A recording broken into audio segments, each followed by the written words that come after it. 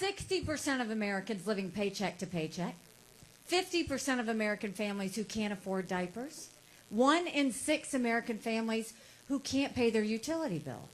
Something's got to give. And you look at the fact, and everybody will say that the economy was good under Donald Trump. It was, but at what cost? He put us $8 trillion in debt in just 4 years. Our kids will never forgive us for that.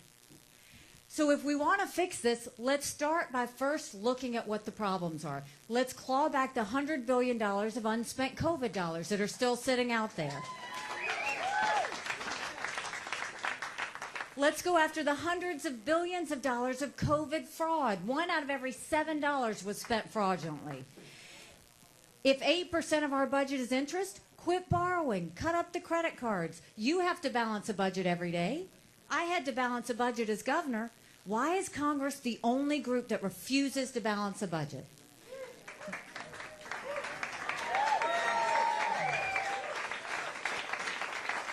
Congress has one job, and that's to give us a budget on time. Do you know they've only given us a budget on time 4 times in 40 years? Do you know what I say to that? When I'm president, if they don't give us a budget on time, they don't get paid, period.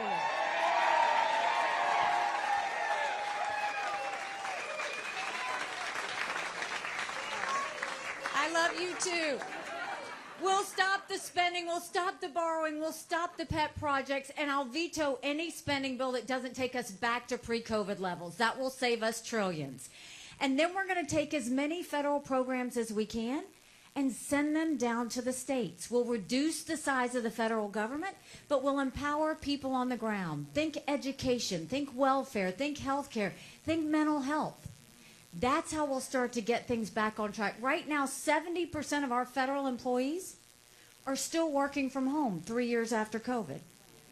And even though that's happening, 75% of most of our agencies are sitting empty. We're paying for that. We need to start figuring out what we're going to do.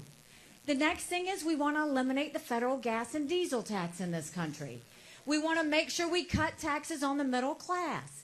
And we want to simplify those brackets. And you look at a place like this, we want to make the small business tax cuts permanent. They made them temporary, let's make them permanent.